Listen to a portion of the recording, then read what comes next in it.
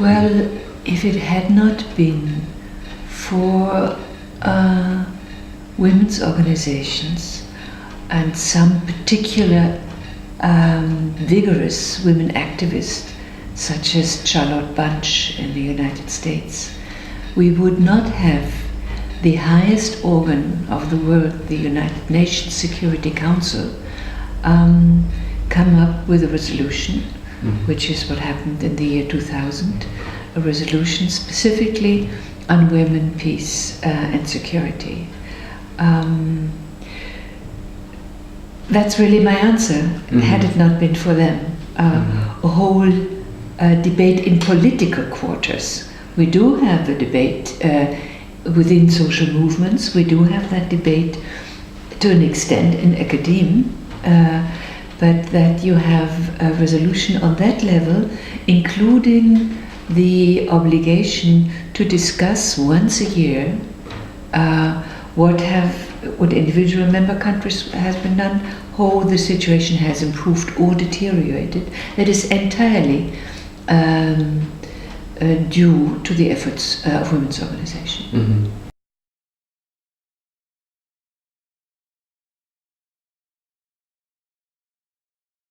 Outside of the area, I would say what the word transitional justice is trying to capture. How can people live together after having been in each other's necks?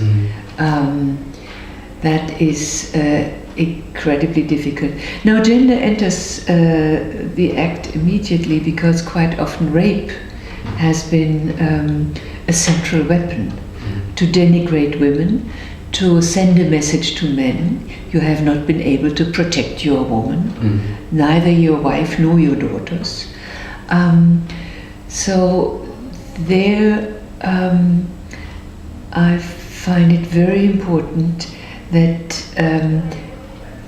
medical aid is given, that trauma counseling and aid is given in substantial numbers, and that women, staying with this terrible subject, that women have the possibility to communicate about it, because quite often we have the experience that after being abused or even raped, women are outcasts and even have to live. They take the cases of Darfur and Congo, have to leave their villages because, and similar instances were happening in Bosnia, because somehow it was turned around and they were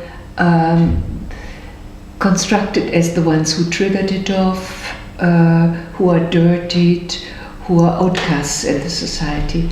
So this communication, keeping them in, providing help and solidarity on issues of peace and war, I find that most burning.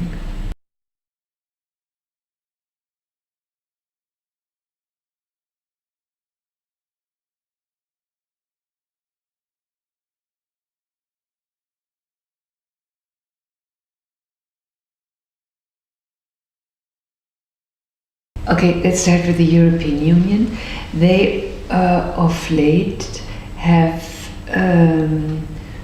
situated the issue of gender in other spheres or other aspects of discrimination. So we have an anti-discrimination legislation. You can also call it a diversity approach. Gender may be one criteria for discrimination. Age might be, language, skin, religion, what have you. And I find that quite valid, and it responds to criticism coming from people, also from people from development countries, saying you speak about the third world woman, but there is Mrs. Aquino and there is a village woman.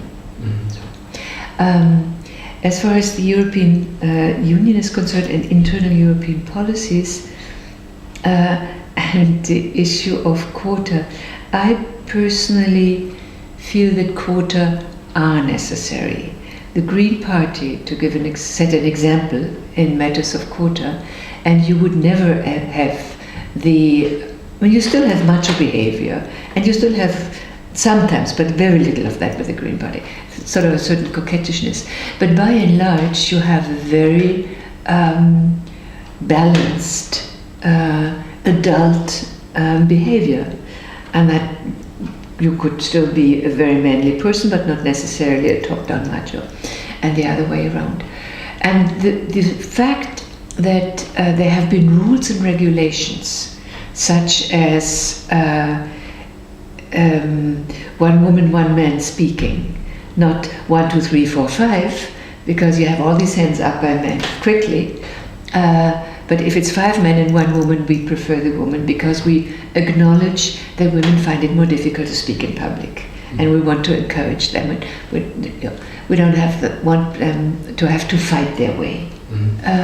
So this aspect of giving a chance and creating spaces to make it easier for women to develop their potential and to contribute what they can contribute to the society.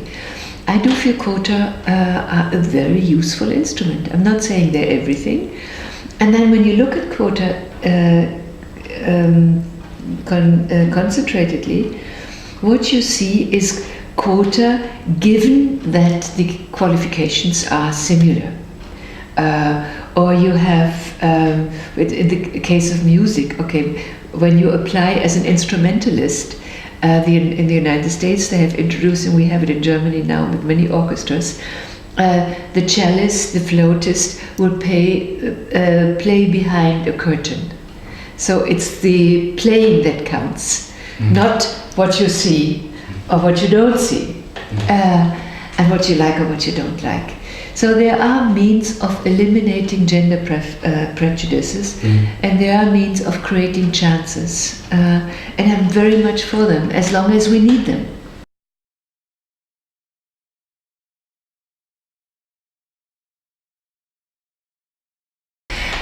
My role model beyond gender, but also pertaining to women, my role model are people with civil courage who dare to speak out against an atmosphere, possibly only, but maybe also a social situation of disapproval, where it takes courage to open your mouth. I admire people like that.